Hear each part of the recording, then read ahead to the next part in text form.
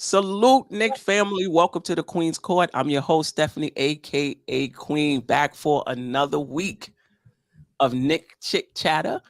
The season starts Wednesday. We play Boston at Madison Square Garden. If you're in New York City or in the tri-state area, you want to join us, we will be at Legends, 33rd Street, right across from the what is that? Empire State Building. So if you want to join us for a watch party, we're gonna do a pregame podcast, then we'll have the watch party, and then we'll do a post-game podcast. If you've never hung out with the MBK fam, you're missing something. So be sure to join us there at Legends. Tonight, we're gonna talk about Quickley not getting the extension. If there's anything the panel wants to say, last words about the preseason, they can. I'm pretty much over the preseason right now. We're gonna continue our preview of the Eastern Conference, just how the Knicks match up with other teams in the Eastern Conference. We did the Atlantic Division, we did the Southeast Division. Tonight, we're going to do the Central Division. Then we'll talk about our two games coming up this week versus Boston at Madison Square Garden, and then Friday in Atlanta to Atlanta Hawks. So let me bring in the panel. Tony, Jeff, DJ Shuttle, how we doing? And shout out to the chat, by the way. Peace, Queen. Peace. Salute. Yeah. All aboard to the chat. You know, they was live on deck, patiently waiting. So super salute to them. No doubt. And special shout out to J Tap, one of my Patreons. I appreciate you supporting. Listen, let's close this out before we get into Quickley's extension. Anything you want to talk about as far as the preseason is concerned? The last time we met, we still hadn't played Washington, if I'm not mistaken, and we still hadn't played Boston. The last time we did the Queen's Court, right? If I'm not mistaken. So any thoughts on those two games or the preseason before we close the book on the preseason forever?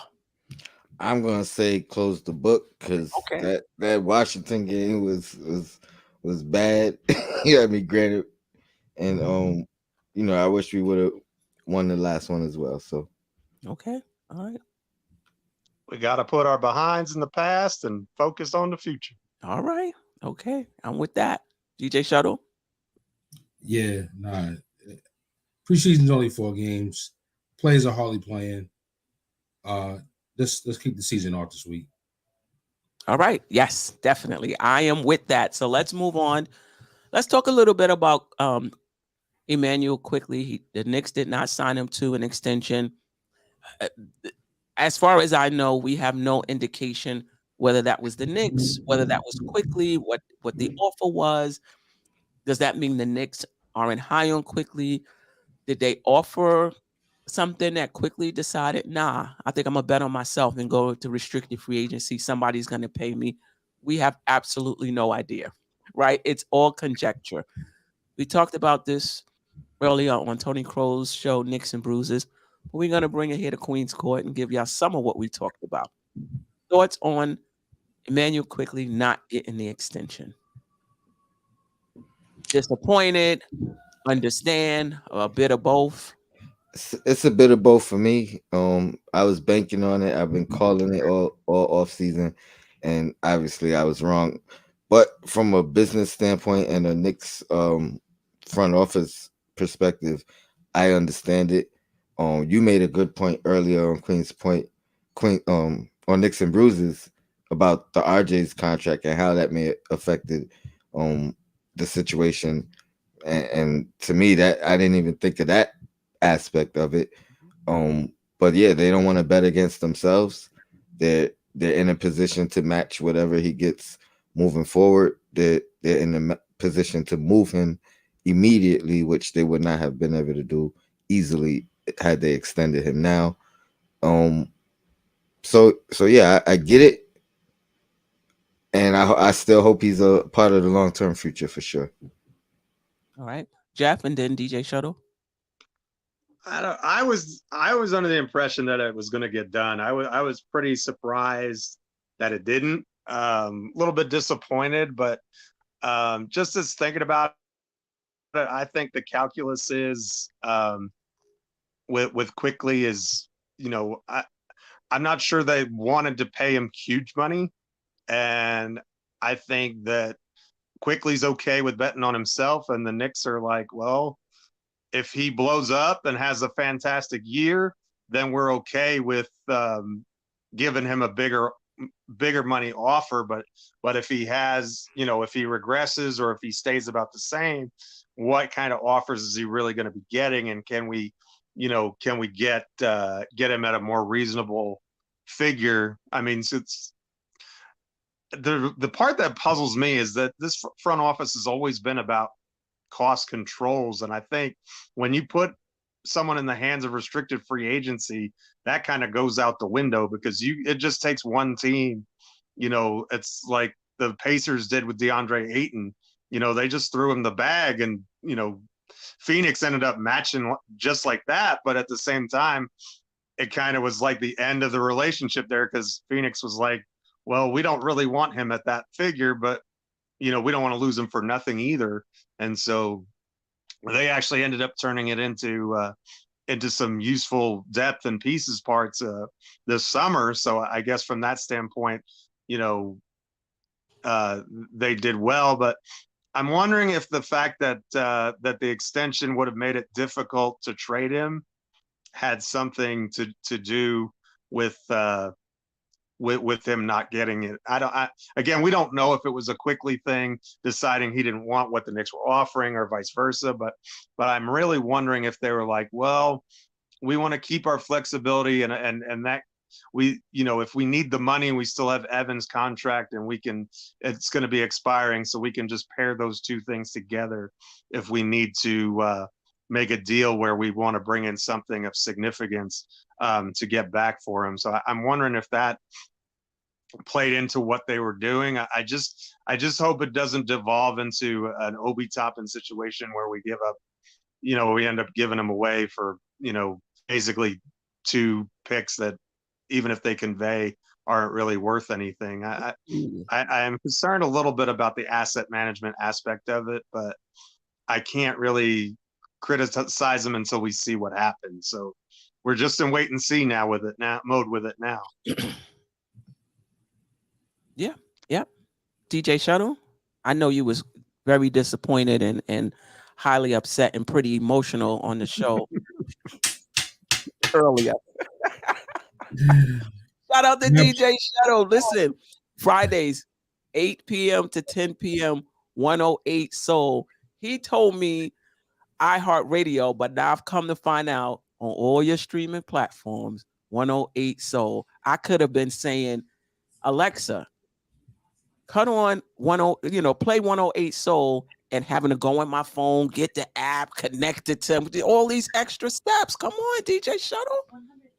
Hey, listen, now that we know how savvy you are, all I can do is apologize. I heard Alexa heard you too.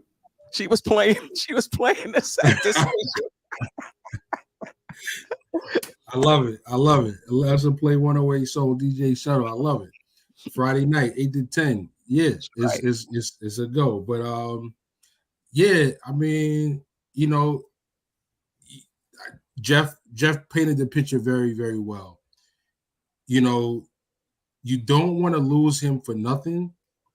But if the worst case scenario is, great case in point, DeAndre Ayton type of scenario where you have to sign him for more than you really want, but it's a number that you can use to move him still at a later point, and it'll be more valuable in the deal, then that's what you have to do. Because right now it's tough to deal quickly, because he's a $25 million player on a $4 million salary.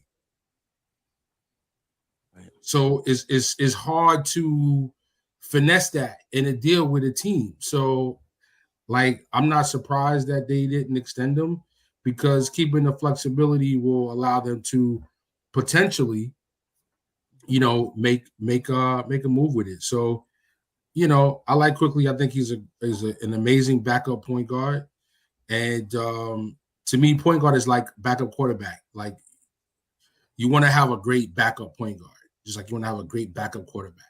So, I think we're better at backup point guard than most teams. So I don't really want to just give him away, but I don't really want to overpay with the gluttony of guards that are making. When you combine Brunson, Dante, Grimes, and then the money you will be paying Quickley, yeah, that's a lot of money in 4 guards. You know what I mean? I want to kind of dispense that money someplace else. You mean, you already signed Dante, so I can't take that back. That's already done. I would have been happy with the deal where you could have used Quickley, Grimes, and Brunson as a 3-guard rotation. I would have been satisfied with that lineup. You understand what I'm saying? Like, I understand Dante brings some shooting in, but I would have tried to work a little harder to get a backup power forward than to bring in Dante. But that's a whole nother story. Yeah. I thought it would be 50-50. I'm okay. Either way, I did say, on Tony's show that I thought perhaps, not allowing RJ Barrett to go to restricted free agency last year maybe gave the Knicks some pause this year. I do think they offered Quickley a contract. I mean, I don't think they didn't offer him. I think they offered him a contract, and I think he just turned it down. They couldn't get to a number. This is what I'm guessing that both were comfortable with. The Knicks now have an opportunity in restricted free agency, but it may cost depending on the season that he has this year. Now, DJ Shuttle seems to think that with all of the guards we have, Quickley is not going to get close to 30 minutes a game, and so he may not have the opportunity to duplicate what he did statistically, but hopefully he can still duplicate the impact, right? Because then you could say, well, it just didn't happen because he wasn't getting the numbers, but he still got 12 and 20, in 20 minutes as opposed to 15 and 30. We'll see. Shout out to the chat. I gotta show some love to Quiet Money because I was giving him the business about Jalen Brunson. Quiet Money be giving me such a hard time on Jalen Brunson. Like we just took him off the street somewhere and he didn't even show up for the playoffs. But what? I appreciate you, Quiet Money. And we can go back and forth no matter what, but the love is always there. You moved down in my light skin pecking order, though, I have to say. But overall, we still good. I don't know what I just did. We got the crossover, the Queen's Court, the MBK fan. What did I? Let me see if I. Okay, I think. You good? Yeah, but this is the old overlay. He did another one. Yeah, the QC. You see it? No, I can't open it. I think because you're in it. Oh, okay. Yeah, there was another one that oh, wait a minute. It might be this. There you go. Yeah, there we go. Anyway, let me ask you this. Yes. Any concern? See, I don't think this will happen because I do think this was a mutual kind of decision between the Knicks and Quickley. But everybody's saying betting on himself. Him accepting the qualifying offer would be betting on himself. You know what I mean? And then giving him that opportunity to be unrestricted. You know what I mean? Because I think even with the restrictions we spoke about a little bit earlier, it's still the Knicks still have wiggle room to finagle, whether it is a sign and trade, whether it is saying, okay, this is their value, we'll match it. I don't think they'll match something that they don't want to match. You know what I mean? Like as a spiteful thing. I think the Phoenix Suns situation was spiteful. So I don't think it'll be that type of situation. I think it'll be them agreeing and we were just trying to get, a bargain or just trying to see what the field says your value is. Because the field may be closer to what the Knicks were offering and it may be a little bit less than what Quickley was asking for. Right. You know what I mean? So I think it was a mutual decision. And the Knicks aren't afraid to do this. I mean, if you recall, when Mitchell Robinson was actually an unrestricted free agent, and they had an opportunity to extend him, and they didn't. And if he had found a deal, they'd have lost him for nothing. And so they're kind of okay with playing this game of contract roulette, if you will. Right. So if they did it with Mitch without any safety net, I don't think they have any trouble doing it with Quickley with a safety net. That's a fair point, because you're right. We had no safety net. Had we lost Mitchell Robinson, it would have been tough. Let me put up this comment. Tony, you wanted to say something? No, go ahead. I can't really put it into words. Okay, because I'm interested in your thoughts. B Baller Pharrell, appreciate you always rocking with the MBK Dope Soul family. We are not going to get much for him. Not because he doesn't hold the value, but because this front office is bad at making deals. So my question to the panel is, did not signing Quickley to an extension change how you feel? Let me put it that way, about the front office, or impacted it at all? In a sense, it did for me, just because even though we have that Mitchell Robinson example, and that's a great point, for the most part, we've been very savvy in what we've been doing and getting fair deals, if not bargain deals, under this front office. So I guess what they're saying is, in the long term, they tried to continue to do what they've been doing and get a bargain of a deal. I mean, we did it with Brunson, we did it with Randall. RJ, I guess it's questionable, but what I will always say about RJ, when we were arguing about or discussing what his extension would look like, that number was way higher than what he ultimately signed for. So whether or not the deal is a good deal now or not, we thought it was going to be more than that. So I always bring that up as a point. Maybe at this point, you know what I mean, they're just playing the long game. So I think the track record makes me have to say, all right, let me wait and see. Let me see what they do. Even with the Mitchell Robinson thing, they figured it out at the end. So I have faith in them. I guess part of it is we don't hear from them either. So it's like everything we think about is coming from our own brain or imagination. You know, they don't give us any clarity. We just gotta roll with it, speculate, and think about it. I mean, it's great for content creation.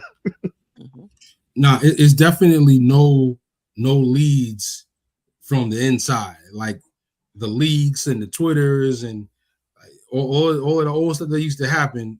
It's zero. So no conjecture. You got to kind of just come to some conclusions on your own based on what they've done in the past. And what they've done in the past, to Jeff's point, I mean, we went into unrestricted in the summer with Mitch, got it done. RJ was up and in the same scenario, and his deal got done. So, you know, and these are the only players that have had an opportunity to be re-signed. Josh Hart, his time came up this past off season, and he got done. So, I mean, it seems like the organization is proud of the guys that they brought on, and like these are their guys. And championship team or not, they're going to take care of their guys.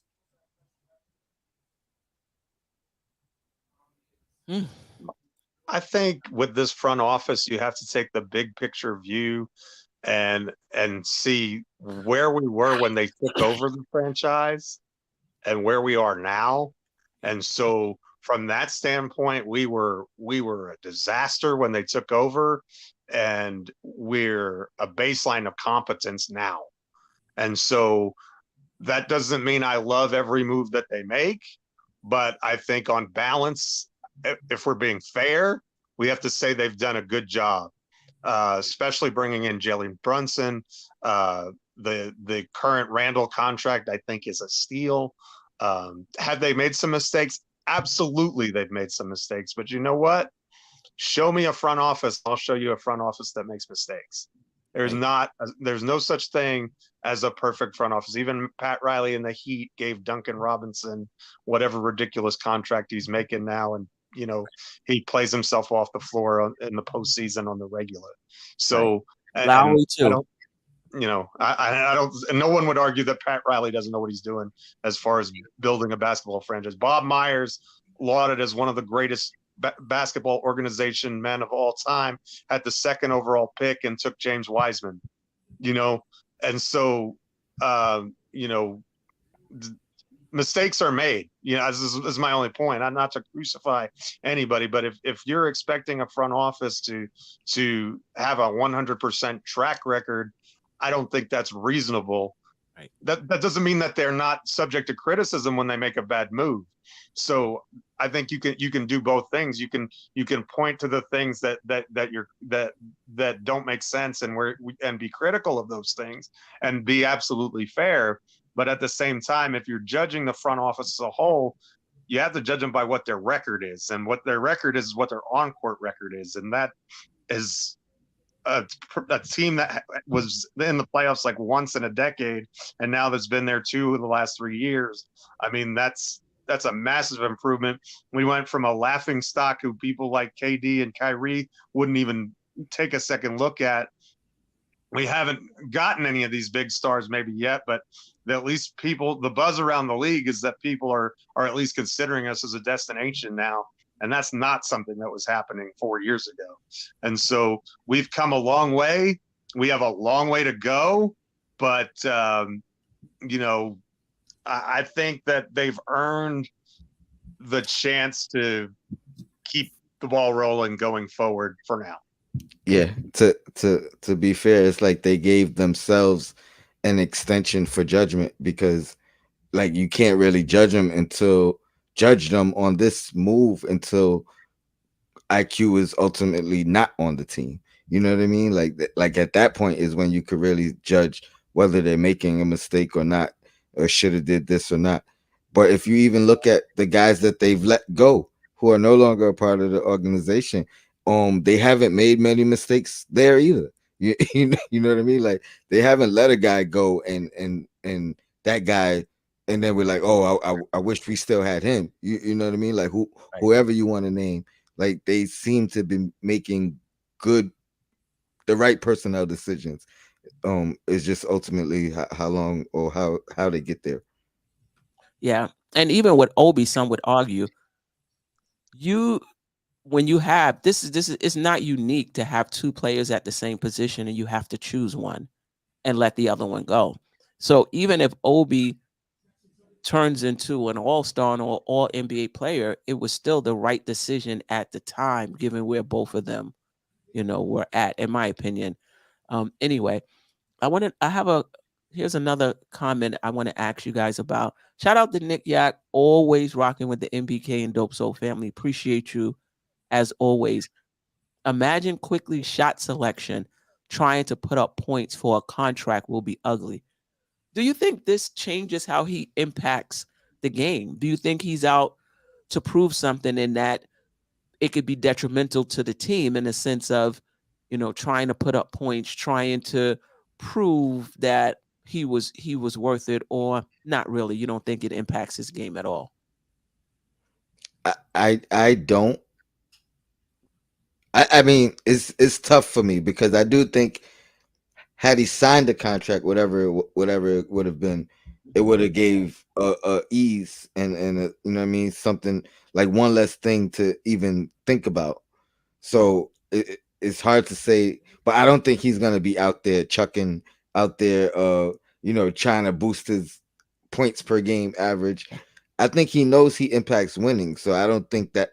I think he's gonna continue to try to impact the game in a positive way, not take over a game or you know what I mean, or just overdo it. So I don't think so.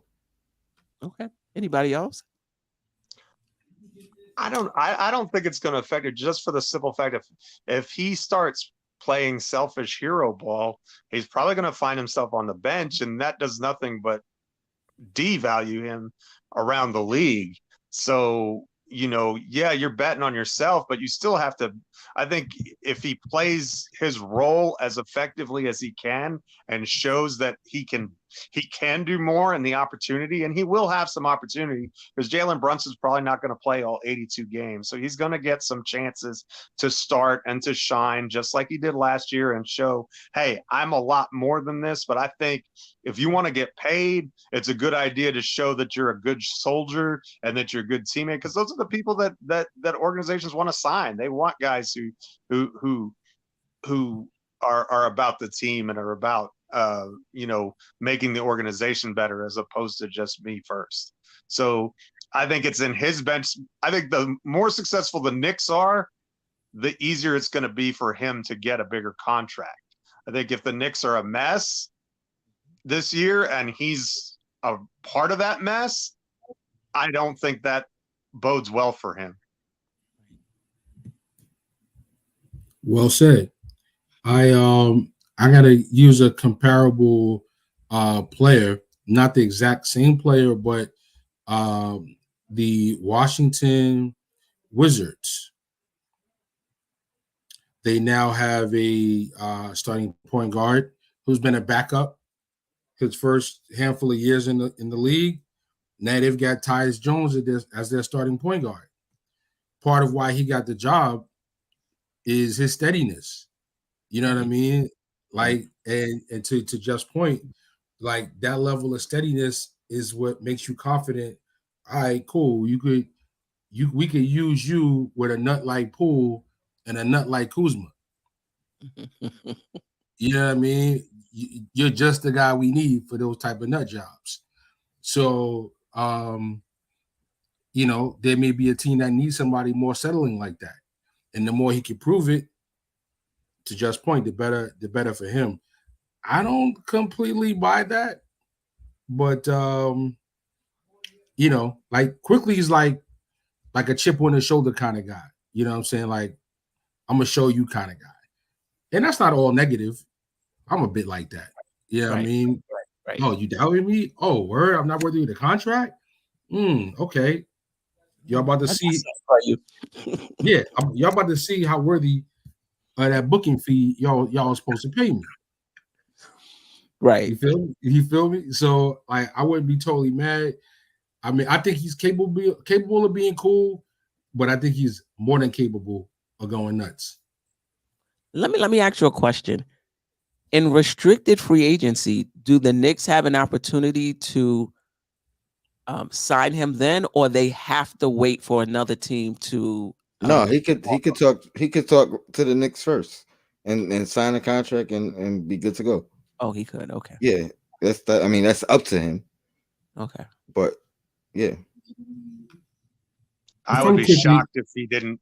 I mean, it doesn't make sense, but to have the market set his price at this point, though. I mean, go out there and get some. In other words, there may be a team that doesn't even necessarily want to pay him the money, but is convinced that the Knicks are going to pay him and just get that number up. But there are teams out there that he fits with. So I don't. I mean, I could see Toronto. I could see a couple other teams that I mean, up till this year, I'd say Houston, but they just got Van Vliet.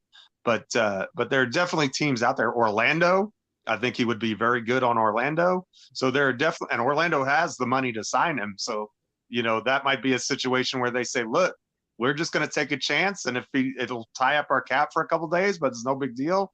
We'll see if we can offer him a big number. And if he takes it, great, that he's going to go perfect with all these bigs that we have and this youth movement that we have.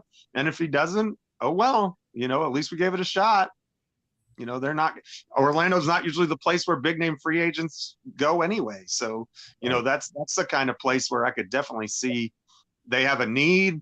He would be a good fit there, and they have the money to do it. So, I think it's at this point, Quickley's going to go out there, at least shop around and see what people are willing to pay him. That doesn't mean he's not going to re-sign with the Knicks. It just means that it would be foolish of him not to at least see what's out there, right?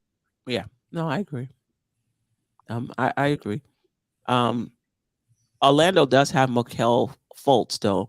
That doesn't preclude them from signing Quickley, though. And Cole Anthony. I don't know if Cole Anthony is even in the rotation Really? this year coming up, because there's somebody else, not Anthony Black, who's their rookie, Jalen Suggs. So it Cole was a Anthony. preseason game though when I saw both of them starting, Suggs and Markelle Fultz starting, and Cole Anthony was coming off the coming off the bench. And But, Fultz is big enough to guard the twos. Yeah. Oh, okay. He just signed an extension. Okay, then he must be in their plans then.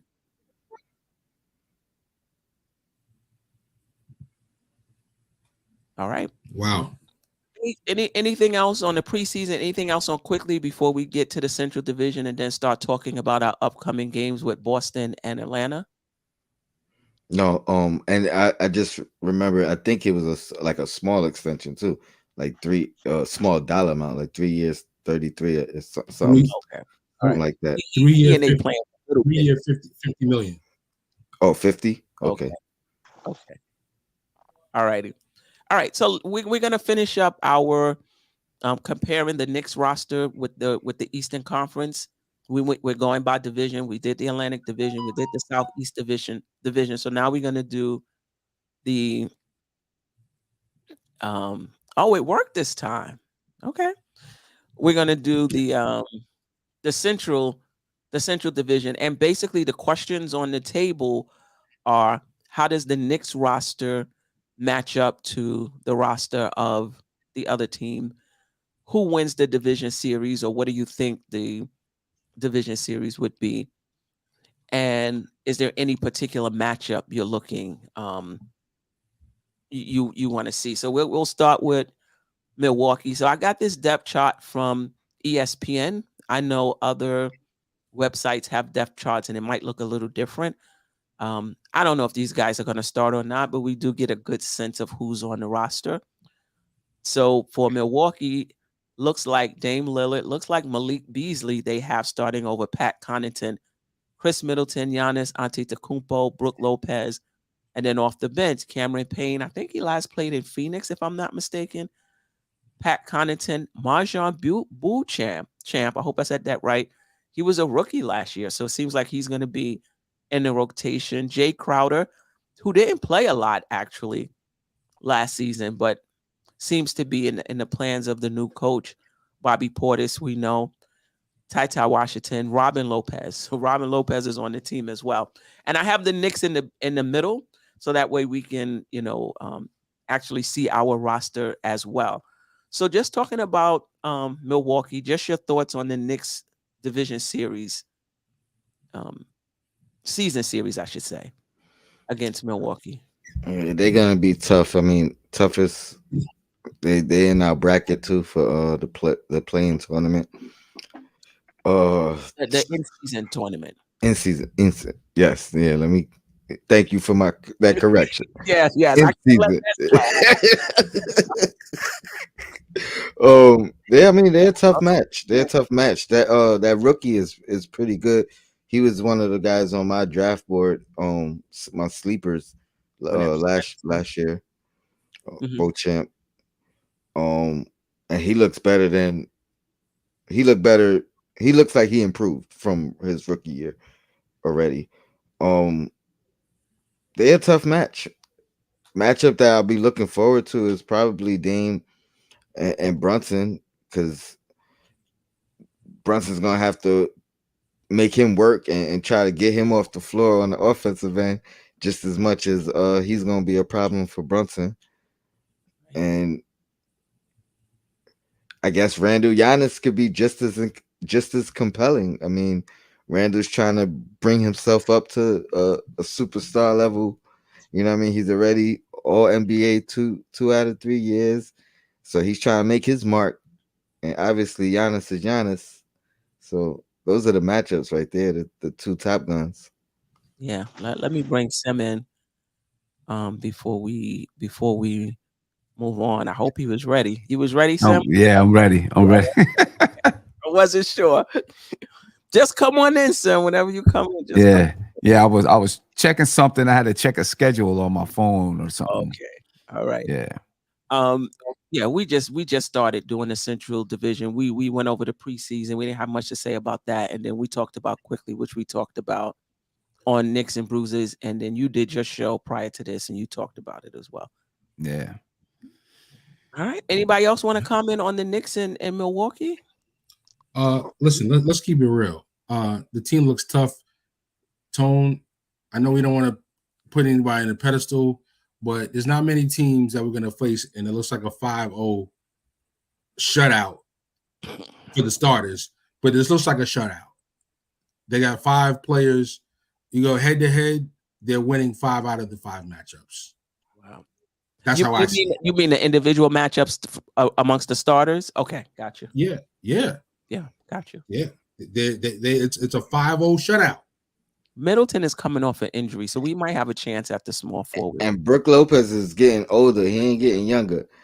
So let's see what Mitch could do. I mean, he has if there's a arch nemesis prototype for Brook Lopez, it's a Mitchell Robinson. He don't want to deal with him on the boards and with the putbacks and all that.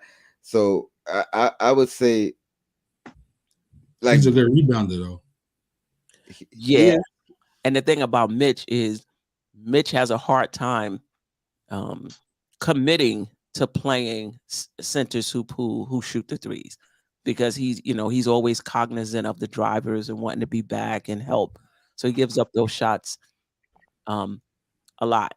So yeah, that definitely puts us at a disadvantage, because if he's not down low now, Giannis got a no defender at all down there. So I agree. What about the second team? I do think that's going to be a strength of ours. So you guys, when you're answering the question, if you want to add that into what you're saying. But when your starting lineup is this strong, again, like, I'm not looking at this mentality as like 5 starters go out, 5 bench players go in. You know what I mean? Like, all right, let's say you take out Dame and you take out Brook Lopez. Bobby Portis is decent, and so is Cameron Payne if you still got Middleton and Giannis in the lineup. I mean, like, that is a powerhouse starting lineup. That's a powerhouse lineup. I mean, it's. I know we talked about in Knicks and Bruises about the Bleacher Report top seeds. It's hard for me to see Milwaukee not being ranked number 1. Oh wow. Okay. Anybody else?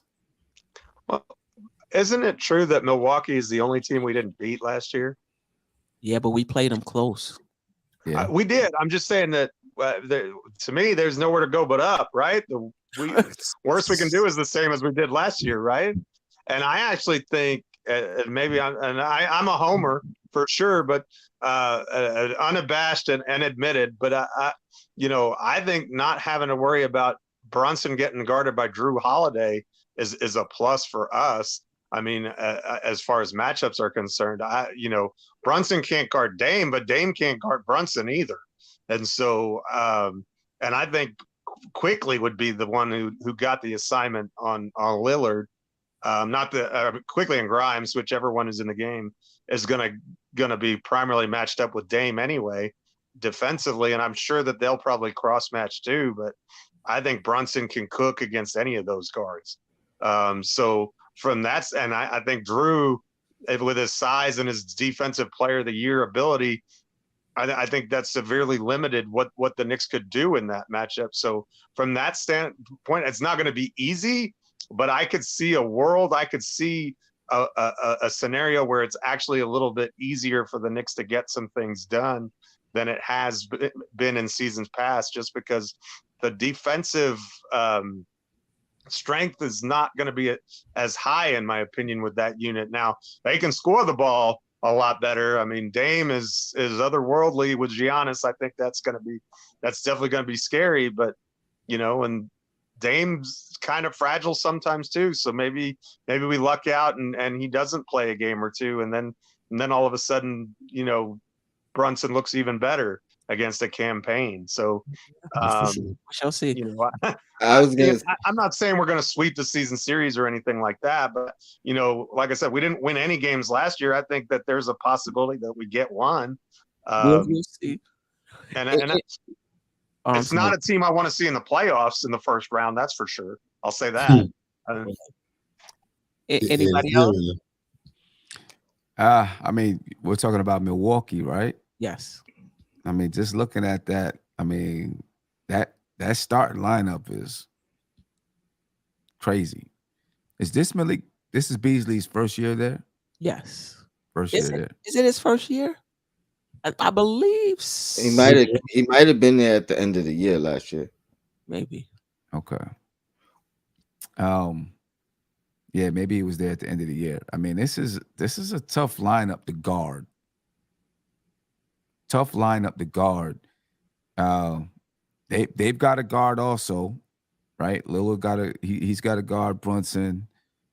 Middleton's got a guard RJ Barrett, but Middleton is is a decent defender. Giannis is a decent defender. He's got I guess guard Randall, or maybe I guess he's got a guard Randall. That's a tough lineup to crack. I mean, it's definitely a tough lineup to crack. And, even on the bench, I mean, Bobby Portis is tough. He can rebound. He can shoot the three. He can block shots. Cameron Payne is a decent defender. Pat Connaughton can shoot threes. We don't know who Jay Crowder is, but he ain't no slouch. Yeah, we know Jay Crowder. Right. We know he ain't no slouch. I got a question. Go ahead, Tone.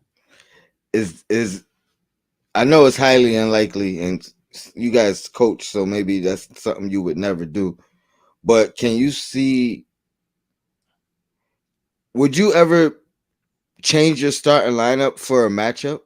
Because I think if we switched a couple of things around for this matchup, it'll heighten our shot of like I would rather quickly start in this matchup. To his point, I'd rather have Quickley guarding Lillard than Grimes. In that particular matchup, so I would start Quickley. It might even be interesting starting Hartenstein and having him match up on Brook and giving us that same advantage that Brooks does in stretching the floor. And now Randall has the opportunity to go at Giannis and Giannis alone, as opposed to Giannis and Brook Lopez. So my question is kind of like I guess a coaching decision. I doubt Tibbs will ever do that, but as you guys coached before, is that something you would consider for a particular matchup? I wouldn't. I don't know about Sims because I feel like I could always bring those guys in even earlier if I needed to. Yeah, that's exactly it. Yeah, I wouldn't either.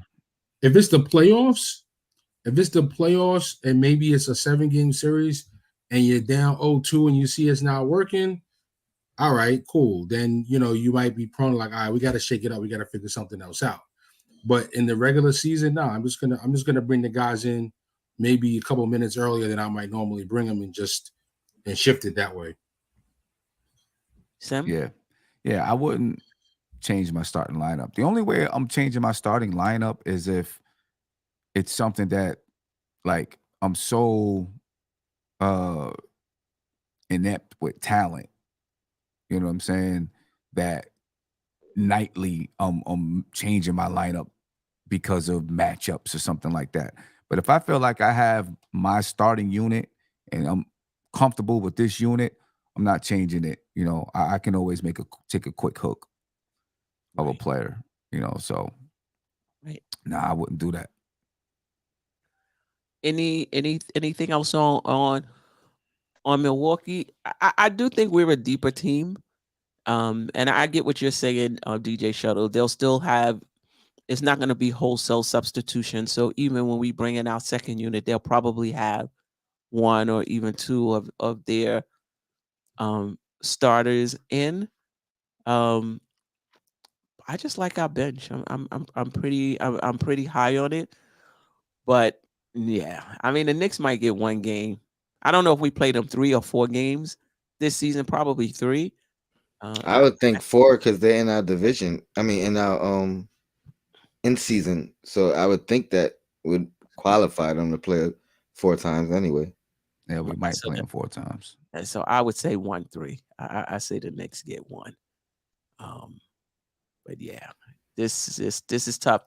And as far as matchups, I don't think Brunson and Lillard are going head to head. I agree with you, Jeff. I think there will be cross matching, but just like with quarterbacks, I want to see how Brunson leads his team, versus Dame leading his team, despite the fact we won't be playing against each other. It'll be a good test for the Knicks, put it that way.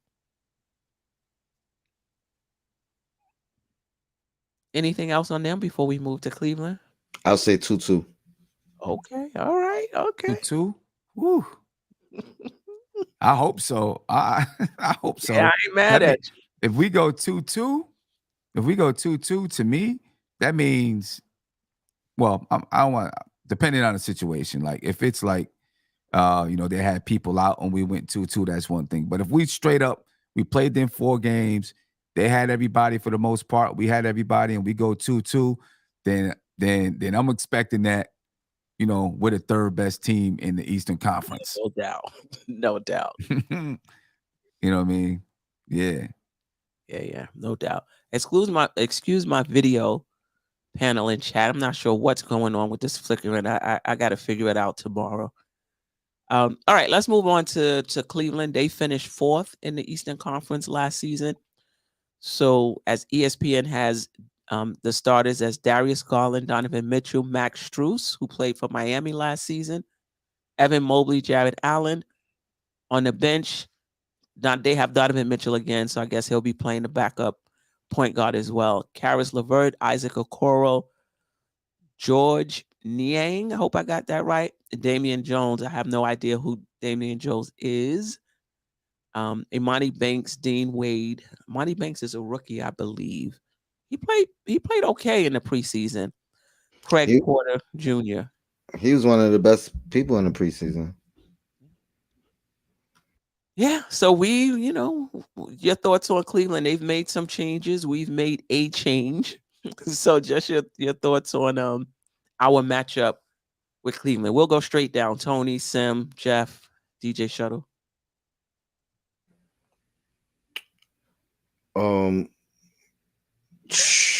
I mean, I think we got their number. I know people say they've improved, but they didn't improve in the areas that we dominated them in. So to me, where does their improvement affect us? You know what I mean? Like I think we still dominate them in the post and down low. So as long as Brunson can equally play or outplay Donovan Mitchell, I think we good. Okay. Yeah, I kind of agree with Tony. I feel like we got their number 2. I feel like I don't know. I feel like the matchup just goes our way. I feel like we got their number. I'm looking at their roster. Who they add? Strus and Niang are the shooters. Strus and Niang. That's who they added. Strus and Niang. Yeah, Strus is definitely a shooter. We've seen what he could do. You know what I mean? So that's that definitely helps them, I think. And it's Strus, but I still feel like we got their number. I just don't know if I think, when I look at the way that we beat them in the playoffs, I felt like we beat them convincingly in the playoffs. And I don't know if they got that much better. Now, I'll say this about them. If they find a way for Garland and Mitchell to kind of have their good games at the same time, that's where they could be really dangerous. But it seems like they haven't figured out each other yet. And one is playing well and then the other one's playing well. So we haven't seen that. That would make them scarier to me. I think the wild card with the Cleveland team is Evan Mobley, because Mobley is such a young player, and if he takes the next step and really improves on his game and really harnesses his potential, I think that's really the avenue for this Cleveland team to get better. I'm not real convinced about Max Strus. I think Miami Heat role players are really good for the Miami Heat, and then they go elsewhere, and I don't know that they necessarily continue that. I think there's something about the Heat culture that they just kind of that kind of maximizes them. I'm not sure I'm buying Max Strus as the solution at the 3 spot for them. You know, as far as it goes, I like Brunson against Mitchell. I think that's a matchup that Jalen likes and that he wants and that he wins on a pretty consistent basis. I think the first game Cleveland might have a little bit of an edge just because that revenge factor that we bounced them from the playoffs, and so they might be a little bit hungrier in that first matchup. But after that, I think I like our roster better than I like theirs, and we beat them in the playoffs, and I don't see any reason why we can't beat them again. That's the same thing we're saying about Miami. They're saying the same thing about us that we're saying about Miami. Exactly. Us in the playoff, but we gonna be ready for them this year. That's what Cleveland is saying as well. DJ Shuttle, any thoughts on the so far? We're winning the division, the season series. I take it. Yeah, I take this as a 3-1 season series for the Knicks. I like Cleveland against other teams, but I just feel like Randall is a throwback player that you don't have many of in the league, and it's like I remember playing with the older guys, and then when I play with guys my age, they'd be like, "Yo, why you play so hard? Why you play so hard? Why you foul so hard? Why you go so hard?" And I just feel like I don't know if Mobley and Allen is built like that. And if you can get Mitch to get a little bit of the Randall crazy, and you have the two of them being a little crazy, I mean, forget it. Cleveland has no wins. And this Max Struss 6'5" at the small forward lineup is like putting Quickley, Brunson, and Grimes in a lineup that I totally don't like. So I don't see it that working. Like, this is a team RJ Barrett should come out and shoot 9 of 13 from the field against and dominate this game. Like, they should be like, all right, Struss, you got to sit down. We got to put Okoro in. And even though I like Struss, I like him as a great off-the-bench player as a guard. I don't like him. Yeah, you got to figure out Okoro and put him in at the starting small forward and just let him be what you need him to be for the team to excel. But maybe they feel like they need another shooter out there. So yes, whatever, that's their problem. That's what they're thinking. Yeah, that's their problem to figure out. I ain't gonna worry about it. But if I'm coaching this team, I'd rather have Struss coming off the bench, and I'd rather figure Okoro out because his defense is really good. And with Mitch scoring and Garland scoring, you got enough scorers. So, Mobley, I know he's a defensive player, but he scores too. So I don't know. But I just think that, like everyone said, I think we got their number. I don't think they're tough enough. And to your point, like the same way Miami kind of out-toughed us is the same way, Cleveland will get the smackdown. All right. Anything else before we move on? All right, and we're gonna talk about Chicago. Oh, I don't know if we can see Indiana over there, but that's Indiana over on the right. If we see it. If it's kind of light. Oh, okay. All right. So Chicago finished 10th in the Eastern Conference. They're starting Kobe White, Zach LaVine, DeMar DeRozan, Patrick Williams, and Nikola Vucevic. I'm not really familiar. Javon Carter, I think he played in Milwaukee last year. Alex Caruso, Dalen Terry, I think this is his second, if not third year. Torrey Craig may have played in Phoenix or Indiana last year. Andre Drummond, wow. Ayu Dosunmu, and Terry Taylor as the situational players. Thoughts on how we match up against Chicago? Any matchups you're looking forward to seeing, and where you think the season series will land? We go Jeff Sim, DJ Shuttle, and Tony Crow. I actually like Chicago's bench. Javon Carter's a terrific defender. Alex Caruso's a good player. Dalen Terry's pretty young yet, but I think he has potential, and so does Drummond. And Vucevic is a Nick killer. He's always been, and DeRozan kind of is too. Yeah, they don't really have any answers for Jalen Brunson, of course, but or Julius Randle for that matter. But I don't know, something about the Bulls. We always seem to be neck and neck. I could see this being like, do we play them 3 times or 4?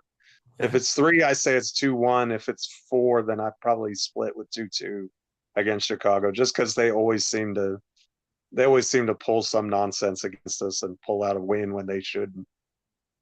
Okay, Sam. Yeah, I agree. Chicago is a tough matchup for whatever reason for us. They do a lot of backdoor cuts to the basket.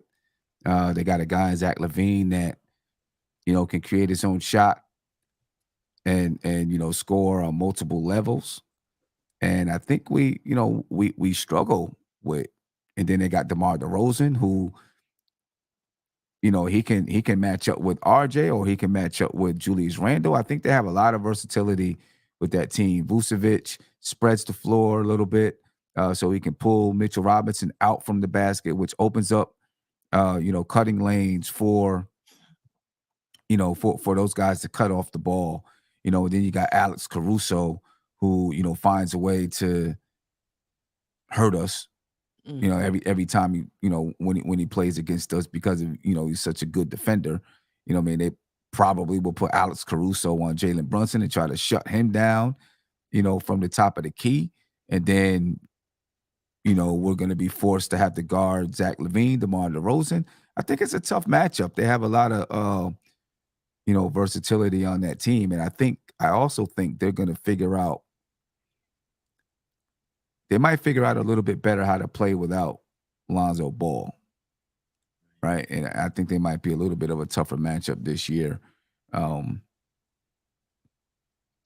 I think we win the matchup against them, but I think they're all going to be tight games. I think we pull them out and win the matchup. So if we play them 4 times, 2-2 or 3-1. We play them 3 times, I think we definitely get it 2-1. But if we play them 4 times, they'll have a chance to also adjust to us. There's a chance it could be 2-2. Okay. I don't know who I said next. Shuttle. You're You on muted. You good now? When I look at that roster, I definitely look at it like, all due respect, LaVine is the best player on the court. Wow. I love Brunson, and I know Randall's all NBA, but if I gotta win one game and I'm looking for the most talented player, I'm looking at Zach LaVine as the most talented player. Like, end of the day, you got to be able to get buckets. He can shoot from deep. He can get to the hoop. He can assist it. He's got some decent defense. So when you got a player, even if this is for argument's sake, he's not even the best player on the court. He's very close to being the best player on the court, even if you don't rank him the best. And when you got a guy that's that talented, paired with a guy that gets buckets like DeRozan, this is a hard team. It's a hard team to stop. Like, I know the Knicks played some tough defense, but they're not like show-stopping defense. So, it's hard to see this. Like I look at the Cavs matchup, even though they're a better team, I look at the Chicago team as a tougher matchup. I think what you said about LaVine and DeMar is the same thing with Brunson and Randall. I feel the same way about those two.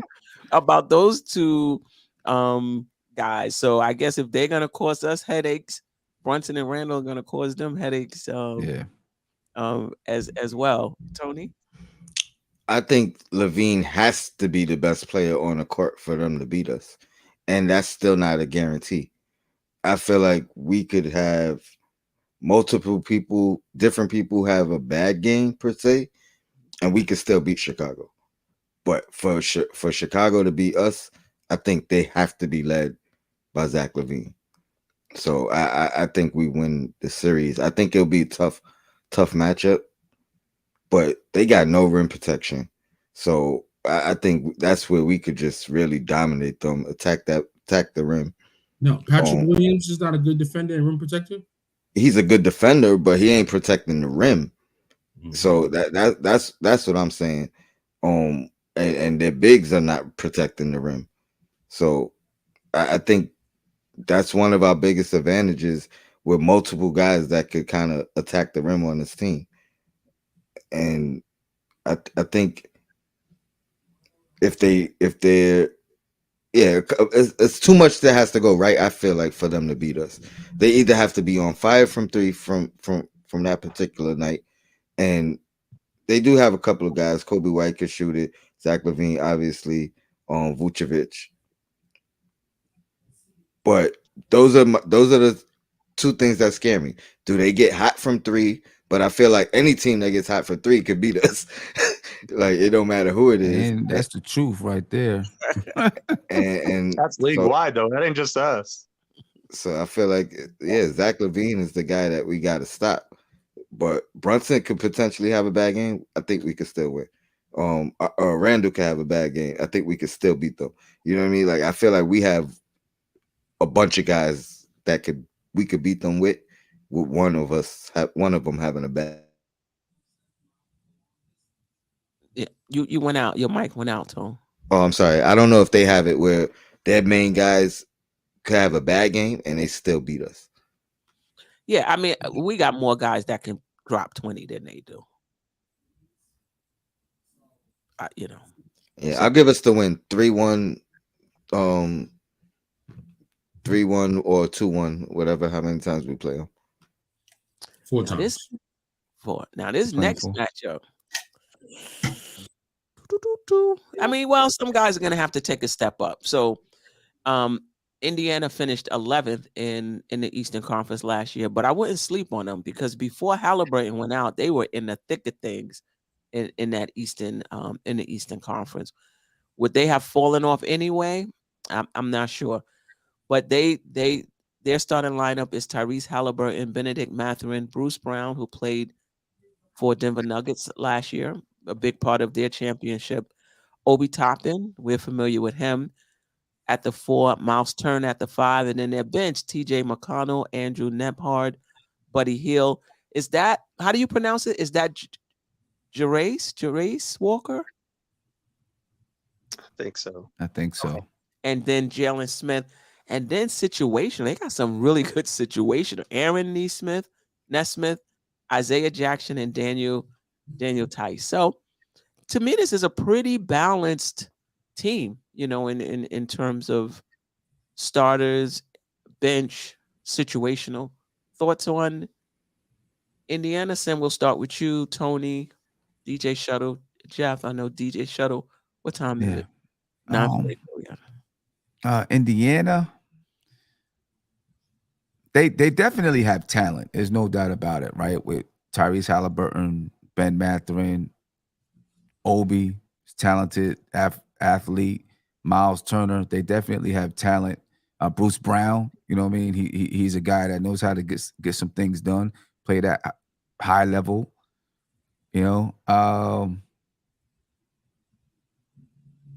I don't know if they have it. I don't know.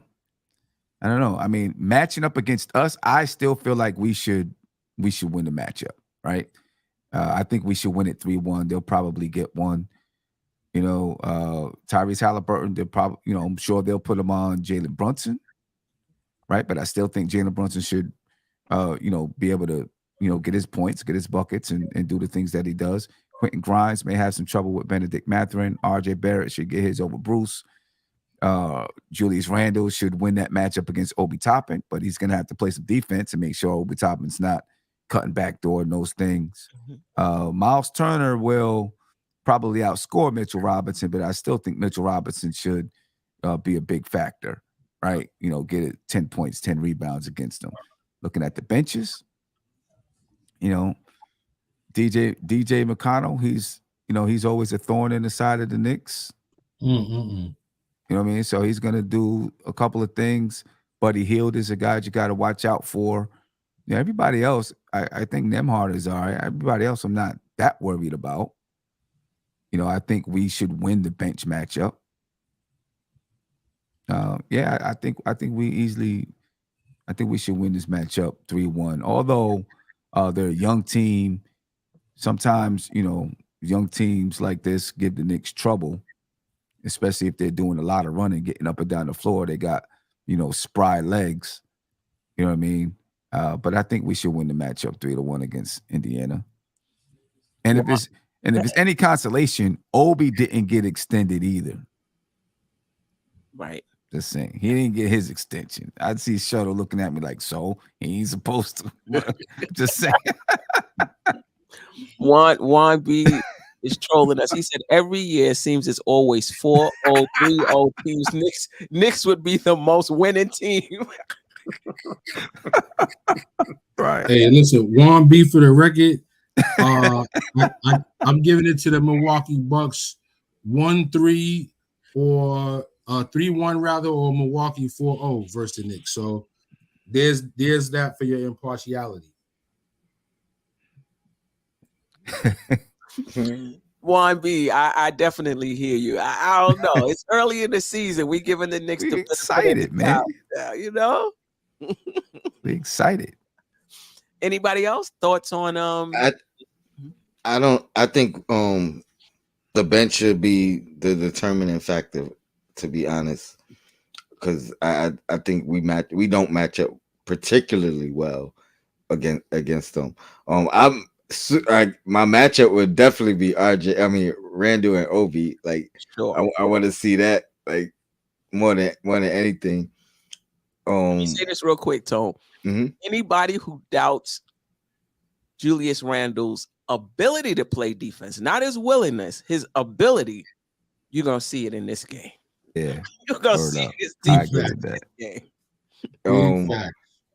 I think even though Brunson and Halliburton share the FIBA stage or whatever, I think they still gonna really go after each other. Obviously they both fighting for All-Star spot. Bruce Brown, I don't think we could sleep on him either. Like, ultimate utility guy. Talking about a guy that went and played the center position, started at the center for the Nets. You know what I mean? And then did what he did on the championship Denver team. And this might be his first opportunity to really kind of just be a highlighted guy in a sense. So I think he's dangerous.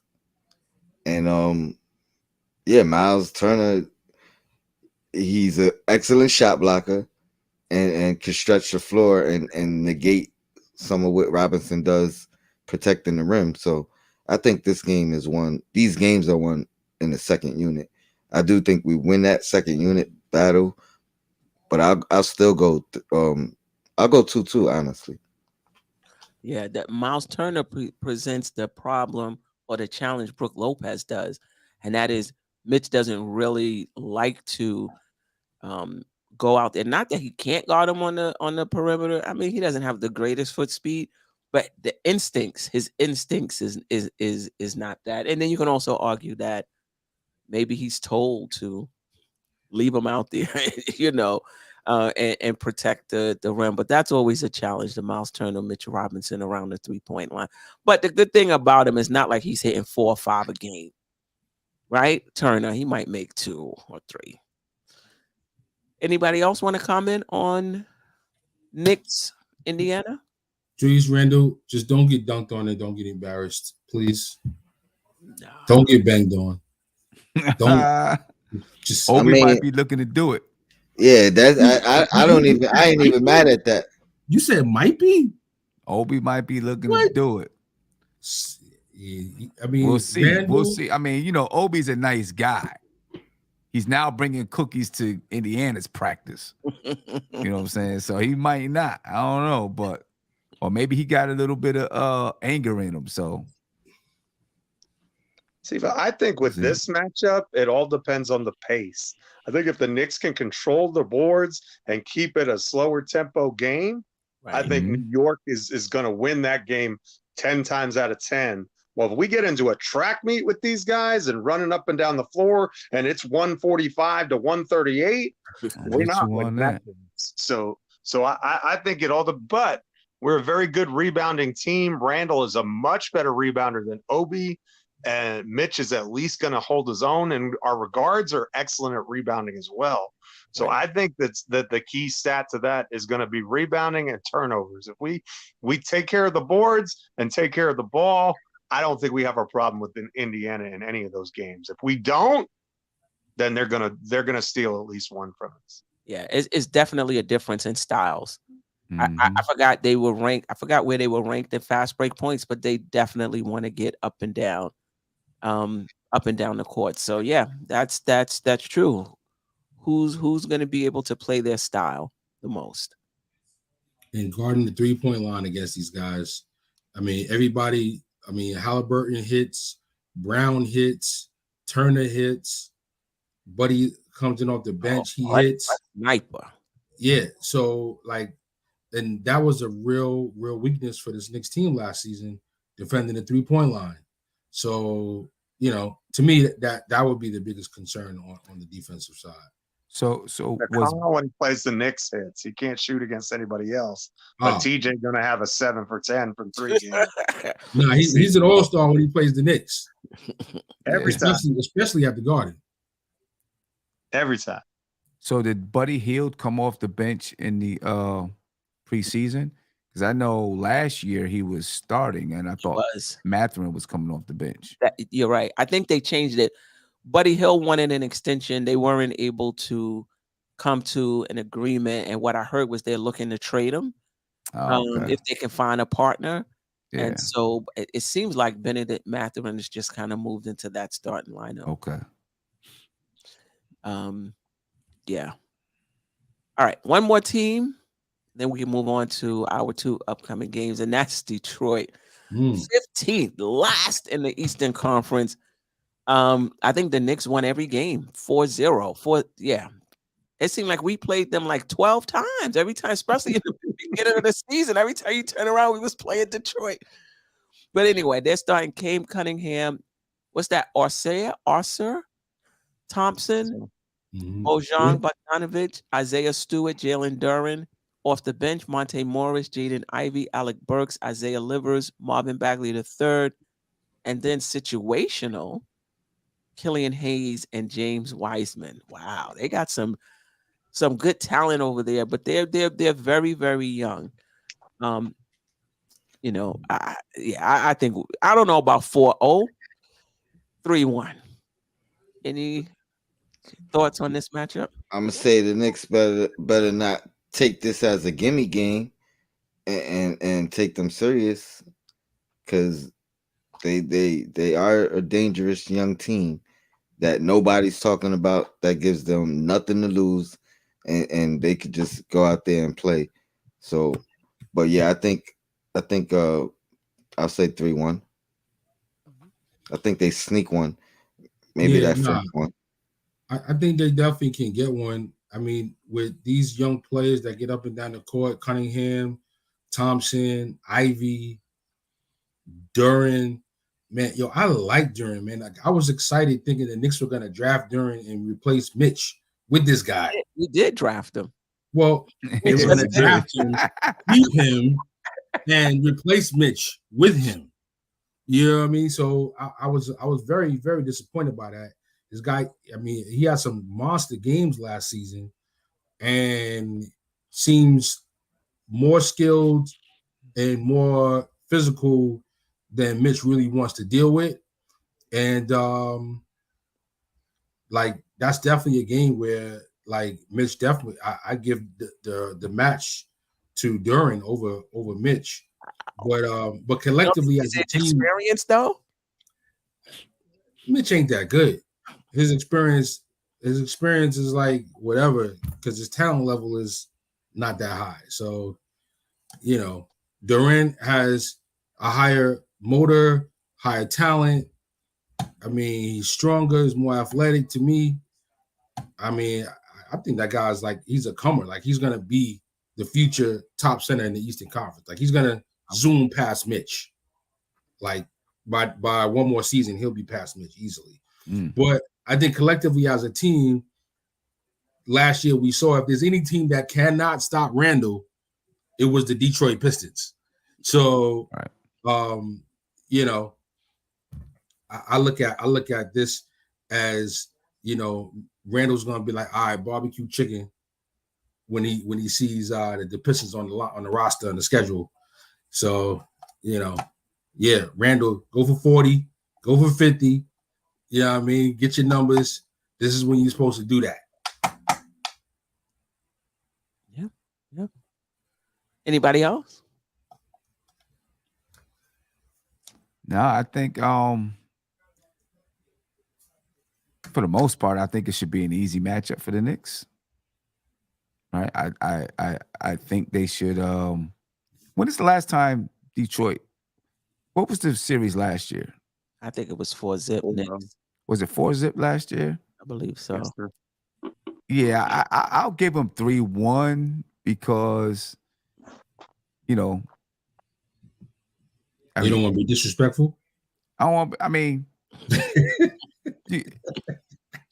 don't think you're gonna go back-to-back seasons and beat a team 4-0 and then 4-0. You know what I'm saying? I think that team is gonna have some pride. You know what I mean? Sounds good. You know what I'm saying?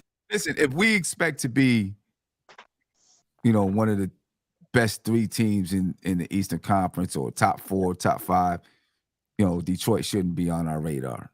Right. Like they shouldn't be. We shouldn't be struggling with Detroit. Yeah, no doubt. Yeah, no doubt. Anything else about any of the teams in the East, in this division, or any of the teams in the Eastern Conference before we move on to previewing Boston and Atlanta? Before we go on to previewing, no. Upcoming games. Well, listen, before you get into that stuff, I'm gonna head out of here. I gotta hit the studio. Salute to the chat. Salute to you guys. Thanks for having me tonight. And Wednesday, I might see you guys. I might pull up. All right. Hopefully, that would be great. Pull up. Hopefully, I see you guys out there. Yeah. All right. Appreciate you. All right. Let's bring it back here. I just want to make sure. All right.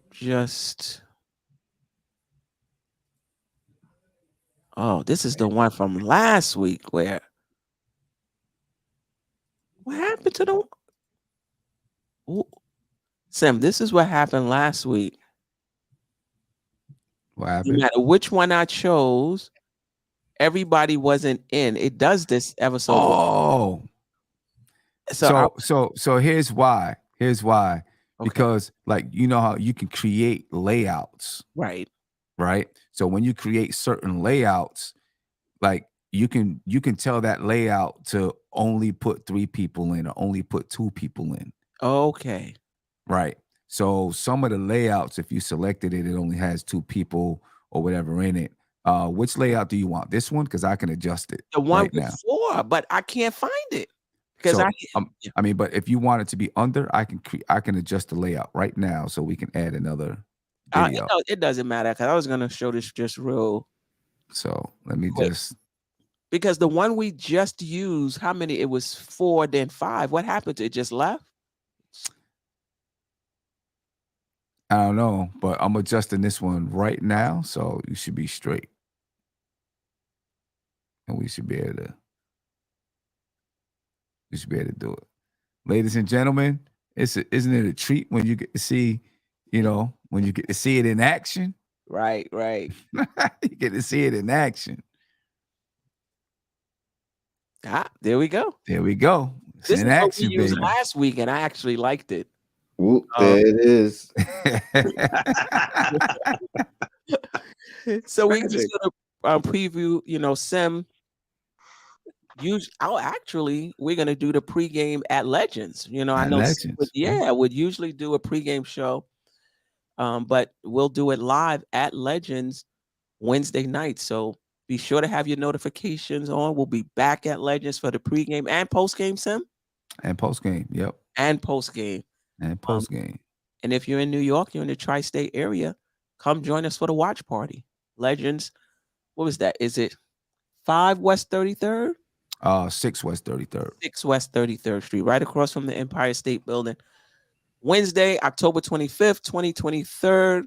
First game at Madison Square Garden of the season versus the Boston Celtics. Thoughts? What are you looking forward to? Predictions? Anything that comes up when you think about this matchup? Don't get run out of the gym. Don't get run out of the gym. We I hate away. losing to We Boston. I away just- or we home? We home, right? We home. Yeah. Yeah. I think we gotta feed off that energy. Feed off that crowd. Take advantage early. Don't let them get comfortable. If we could get off to a good start, I think there's a good chance we take that game. Make them uncomfortable early.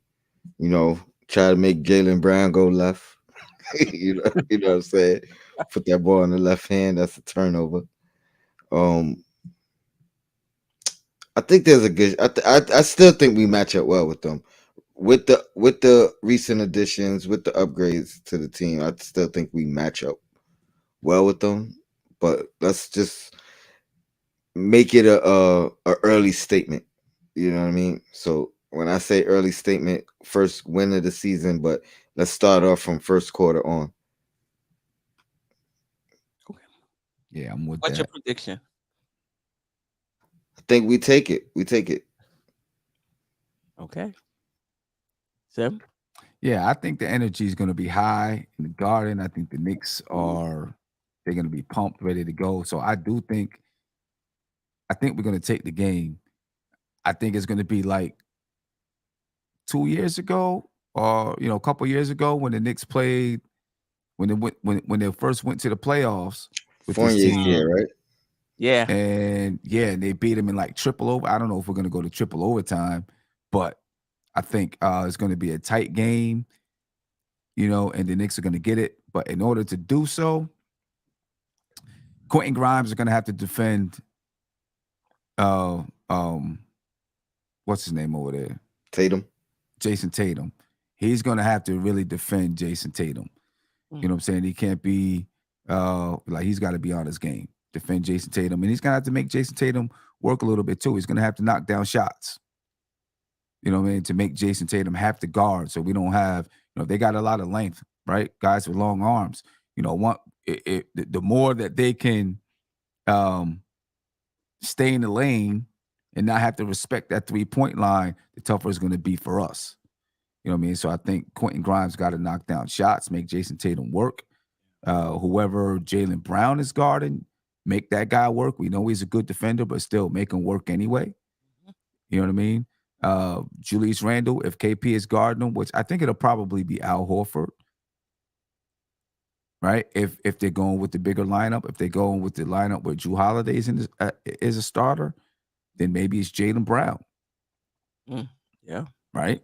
Then maybe it's Jaylen Brown. And if it's Jaylen Brown, Julius Randle's got to make Jaylen Brown work. You know what I mean? Make Jaylen Brown work.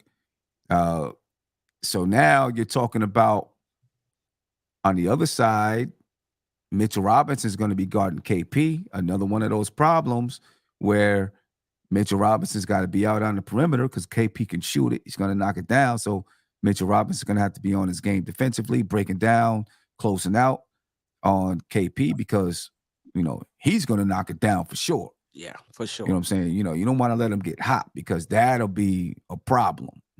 That'll be a serious problem. And you know what, Sam? That opens up the driving lanes too. If you got Mitch out Exactly. at the 3-point line, and those guys can put it on the floor. Right. And this is where, Julius Randle is not a shot blocker, right? But when he does come from the weak side to try and, if someone's coming to the, someone penetrates to the lane and he comes to the weak side, he doesn't even put his arm up. He comes at the person, but his arms are still by his side. You know what I'm saying? I would like to see him at least extend his arms in the air and see if you can, scare the guy a little bit or something. Randall doesn't jump really, really high, so he's not going to sky and block the shot, but, maybe you can make the guy think twice or something like that. Right. Because that does pose a problem. If KP's out on the perimeter, Mitchell Robinson's out the paint, now that lane is open. Then, of course, you got Drew Holiday out there. He'll probably be guarding Jalen Brunson, which is going to make it tough for Jalen Brunson. It's definitely a tough matchup. You know what I'm saying? But I think the Knicks still match up good with this team.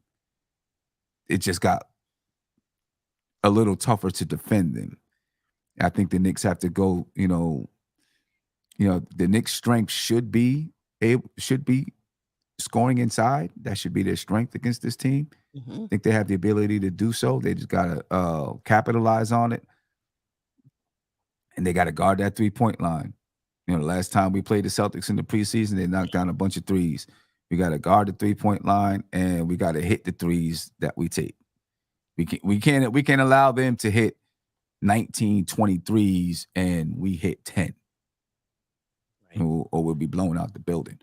But I think the Knicks will capitalize on the crowd. I think they're going to be pumped, ready to go, and I think they pull this one out. Yeah, I agree. Don't go out there, Knicks, and get blown out in the first game. I got to do that morning show the next morning. Have mercy, okay? Have mercy. But I agree. I think it's going to be really close. Jeff, or did you? I actually think that the rebounding battle is going to be huge. KP is not a great rebounder, and if they're kind of going small, we have to punish them on the glass, both ends. Limit them to one possession. Like Sim said, I think guarding the three-point line is going to be extremely important, and take care of the ball. I mean, low turnovers, limit extra possessions. Don't let them get out on the fast break. Don't let them dictate the pace to us. I think if we can control the glass and on both sides of the court, I think we can actually get in the paint, especially with RJ and Randall. I think both of those guys can get in the paint and score. And Holiday's a great defender, but Brunson seems to be able to get his on anybody. Like, if he can outdazzle Miami's defense, I think he can do it to anybody. So I think, especially first game of the year, I think Brunson's going to show out. What I think is going to be the key is what do we get from Emmanuel Quickley. If IQ has a really good game and is playing the defense like we saw last year and is really being a complimentary player, and hey, maybe he can cook Boston like he did in that one game last year. That would be nice. Right. But where he was absolutely the best player on the floor, bar none. I mean, Tatum, whoever else, I don't care who, he was the best player on the floor that night. But I think if the Knicks can, we've got to get better defensively. That was really the disappointment in the preseason.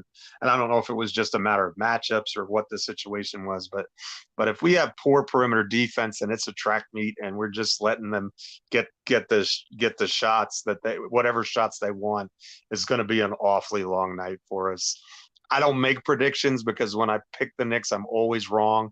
So I'm not gonna curse us right off the bat. But golly, it's a great night whenever we beat the Celtics, and if it's on opening night, all the better. So okay. I'm glad to have it back, but the sky is not falling if we lose. Just remember that, Knick Nation. It's game one. It's right. One of the best teams in the Eastern Conference. I know it's at home, but it's not. Don't hit the panic button if it doesn't go the way that we want it to. I mean, it's a long season, 82 games. There are going to be lots of opportunity. The season is not won or lost in game one. So I'm just trying to keep that long game perspective and root hard for a win. Well, we wouldn't have that far to go. Friday, October 7th, 2023, we are in Georgia to play the Atlanta Hawks. I should have brought the rosters back, but this is just a quick preview. DeJounte Murray, Trae Young, DeAndre Hunter, Clint Capella, and I'm missing somebody in their starting lineup. I'm missing a forward because I think they have Bogdanovich coming off the bench now. Jalen Johnson, who played for Duke.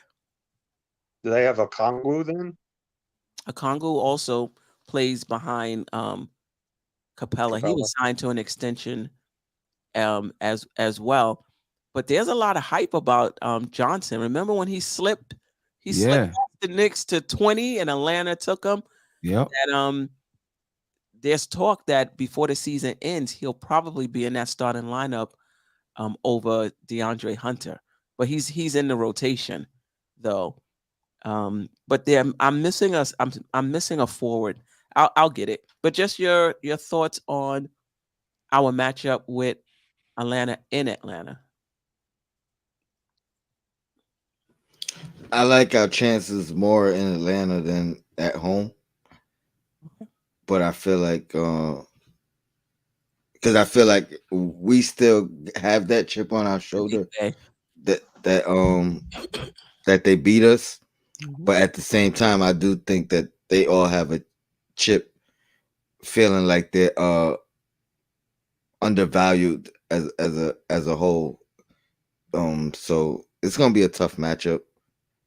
I'll give us. Have we played them 4 times? Usually we do. The forward I missed was Sadiq Bey. Okay. Yeah, he's tough. That's starting lineup. Yeah. And they are a tough matchup for us. So I'll go 2-2. Yeah, they're tough. We win this first one.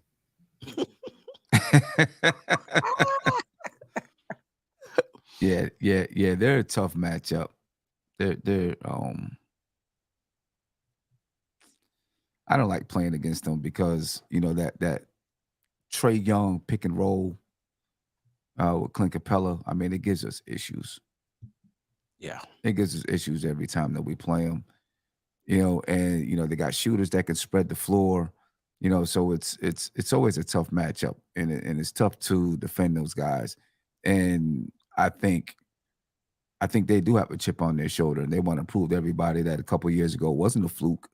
right. And that last year was more of a fluke than a couple of years ago, and they're going to try to come back and, post a. I think they believe that they're a top 6 team, and that they're supposed to be in the top 6. So anytime we play them, I think it's going to be a battle. Playing them in Atlanta, it's going to be a lot of Knicks fans there. You know what I mean? So it's going to feel like a home away from home. So I do agree with Tony. We probably playing better in Atlanta than at home because, Trae Young is going to want to come into the Garden and, do his thing. Yeah. You know what I'm saying? So I like us getting that win. Oh man, 2-0, love it. Yeah, I think we can do it. Shoot, love it.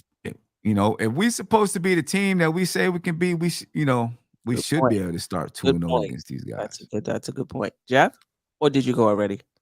I didn't, but it's always good to play an MSG Southeast.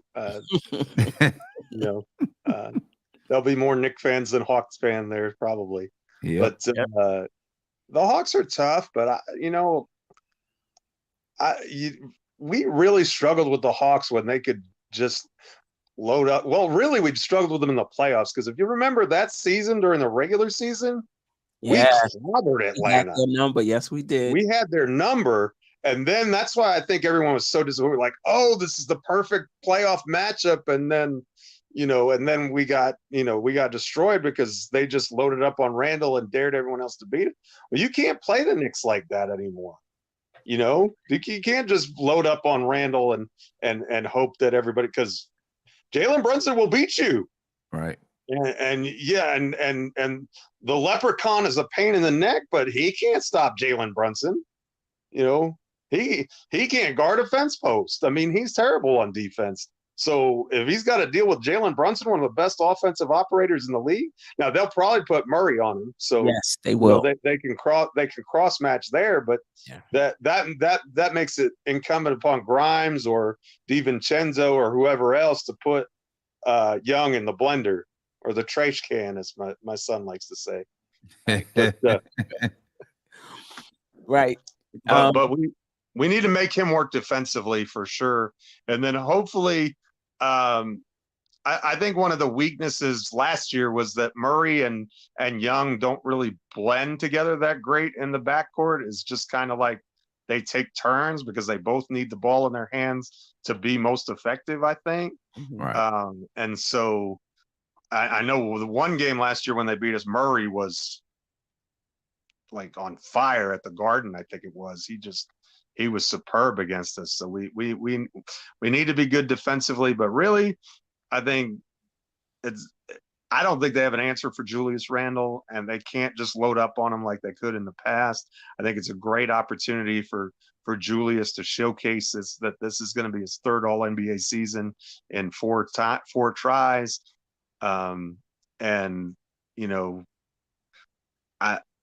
I think it's going to be. I think it's going to be a tough game, and it's probably going to come down to the last few possessions. And whoever makes the last shot out of Young and Brunson's going to win the game. All right. I just want to give a shout out to the MBK shows before, and then the last question, if we have any concerns. So, just want to give a shout out to the MBK family of shows. We got you covered this season for all your basketball content needs. Pre-game, post-game, to shoot around with yours truly, Simeon Russell, the creator of the channel. The NBA wrap-up with Ron of Still Knick Fans. The controversy with Josh, a.k.a. Uncle Fulio. The Losers Lounge with yours truly, Tony of Knicks and Bruises. Live shows and videos by International Andy whenever he feels like he wants to drop his presence. The Queen's Court, of course, with myself of Dope Soul Sports Talk, special programming and events, again, by Simeon Russell. And on the side, I put the logos of the different channels just to show just how much we family. A lot of us who have shows here have our own channels, but we still come back. We still rock with MBK. We still keep our, at least once for me, I'm like, I got to keep one show on MBK. So I know at least once a week during the season, I can hang out with these guys. But that's just how we rock, even though we have our own channels. This is home base for us. So we got you covered throughout the season. All right. That look nice. It got the hardwood floor in the background. Yeah, I was looking for a logo for the controversy, but not yet, Josh. You ain't not yet. And don't forget, Isaiah found love. Isaiah found. Oh.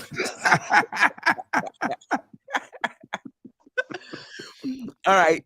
So we're about to close this out. I guess my last questions is any concerns, and then on the flip side of it, what you're absolutely not worried about. Like a team we're not worried about, or oh no, with us, any with like us. any concerns with the Knicks or anything with the Knicks that you're absolutely not worried about. And if you don't have any concerns, you don't have any. That's cool. I mean, to be honest, my biggest concerns is the first 10, 15 games or so, because that's good. I think we need to get off to a good start, and that's going to be the determining factor of this season. in years past that hasn't been the case, right? We've been able to find ourselves mid-season and kind of end the season strong. But how often is that going to happen? You know what I'm saying? Like, you can't just keep relying on end of season or mid-season trade to kind of solidify things. And we've been talking about the continuity of this team and it being a strong point. Like, let's see it from jump. So I know I said 2-0 to start, but I think this start of the season is going to be the thing that I'm really looking at to see are we homers, or did we really put a good product together, Right. and can it withstand the 82 games. Okay. Anybody else? My concern's the defense. Like, Tom Thibodeau's teams are traditionally very good defensively. We didn't really see that last year, and we were able to survive it by having a superior offense. The preseason defense was atrocious for the most part, and I just think that that's our identity. So as a franchise, so I'm not as worried about the fast start as Tony is, because I think the trademark of a Thibodeau team is that it does take a little bit for them to get in the flow, and it would be awesome. I agree with him. If we got out the gate fast, I think we're in for a really big season. But if we don't, I think it is a trademark of Tom's teams that they tend to get better as the season goes on. The same way Miami and Spoelstra always seem to get stronger as the season goes on. I just think it has something to do with the defense and the communication and those sorts of things. The teams that are stalwart defensive teams tend to get out of the gate slower. That's just what, and maybe that's just a narrative but that's just a personal observation of mine. So I'm concerned about the defense, but I'm not concerned about Jalen Brunson and Julius Randle. We have 2 all-star players on our team, guys, and that's going to carry us that's what's going to carry us when we're feeling weak, is to have 2 guys who are rock solid. They're in the lineup every day, and they're just really good basketball players who complement each other very well. And this is year 2. They know each other even better. So I think if you want to say what we don't have to worry about, we don't have to worry about the fact that we have 2 of the best players in the NBA in our starting lineup in Brunson and Randle. No doubt about it. Tone? Did I want first. Yeah, I want first. So you're saying you don't have to worry about talent as far as those 2. You don't have to worry about those 2 guys not having good seasons, or whatever. I agree. I think both. Well, I still sometimes have a little bit of questions about Randall. You know what I'm saying? Because I mean, I know he's gonna give you good numbers, right? But I still, so far since he's been here, he had one really terrible season the first year, then a great season, then a season that wasn't as good, and the thumbs down thing, and then a great season. Hopefully the trend doesn't stay, right? Because if the trend stays, then the trend says that he would have not as good of a season this year. So hopefully he's found himself some consistency within himself, and he's going to go up another level, to his play. And because the way that I see it, the first season that he was here, halfway through the season, he kind of got the keys, and then he wasn't sure what to do with it, right? He kind of figured it out the second season, but then teams figured him out, right? Last season, he figured it back out again. And then he got some help with Jalen Brunson. And so now I'm hoping that it's not about, teams can't just cue in on Randall because you got Jalen Brunson, like Jeff said. So now it's, all right, my next challenge is figuring out the playoffs. So I'm hoping that's what it is for Julius Randle. Like, that's the next challenge for him, figuring out the playoffs and not having to worry about the regular season. And I know it was just the preseason and he could be more relaxed because it's the preseason, but for some reason, just when I seen him play, I felt like he was kind of there at that point. Like I proved what I had to prove in the regular season. People know I'm an all NBA guy or all-star guy. I don't have much to prove there. What I got to prove is in the playoffs. So I think he's probably has that mindset as well. I'm not worried about Jalen Brunson. I know there are people afraid that he's gonna, have a sophomore slump or something. I mean, he's not a rookie, but sophomore season with the Knicks, right? Sophomore slump or something like that. I think, maybe from the beginning, there's some teams that Q went on him a little bit, but I think he figures it out quick and easy. And I think Jalen Brunson is for real. I think there's still some people that's afraid, but I think he's for real. So I don't think we have to worry about those guys. The things that I am worried about is the perimeter defense.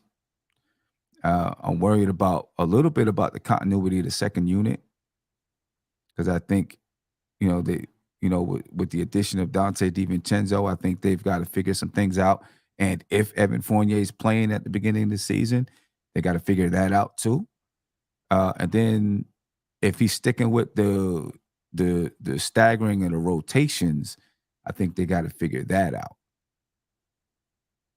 So I think there could be some, in the beginning of the season, there could be some rocky moments where they're trying to figure out some things about themselves. But when it's all said and done, I think that the Knicks are going to be a top 6 team. I think they're going to be a top 6 team in the Eastern Conference. And if things really go right, some guys take steps forward, they could be top 3. Like, third behind Boston and Milwaukee. Right. I definitely agree with that. I think I'm not worried about Brunson and Randall. I think, I agree with you, Jeff. I agree with you, Sam. I think those two guys are going to show up for us as somebody. Two guys we're going to be able to depend on every single night. Now, will they have bad games? Absolutely. Will they have Brunson only get 1 turnover game, usually at an inopportune time? So, those things are going to happen. I'm not worried about those guys. It's possible, though, for Brunson, if they key on him a lot, it's possible that he may not have a good statistical year as points, maybe, perhaps, depending on how much emphasis they put on getting the ball out of his hand. But his impact is going to be the same. Even if he goes from 25 points to 23 points, his impact is going to be the same. And he's going to still be there for us at crunch time. So I'm not worried about those two guys at all. I'm worried about our lack of height. I like, I'm not going to say I like it, but I could see at the backup 4 how Josh Hart can create problems for them as well. When he gets that rebound and takes it the length of the court, which power forward is going to be able to keep up with him? Nobody. So that's definitely advantage us. But if Randall ever has to miss a game, I guess we have to start Sims, Sims and Mitch. Maybe that's what that experiment was about. Right. If Randall ever misses a game. So I'm not super happy. That's a concern of mine. And I'm not going to say our shooting is a concern because we didn't shoot it great last season, but we were still 3rd or 4th in offensive rating. But if we can also shoot, that just opens up a whole other, right. It just makes our offense just even more potent if we are able to do it. So not a lot of concerns. Really, really high on Brunson and Randall, that duo. I'm really high on them. Anything else? Any last words? I don't have any last words. The only thing I just want to tell people to make sure they're coming out to the opening night. Yep. Opening night watch party, man. Yep. Come on out to that watch party.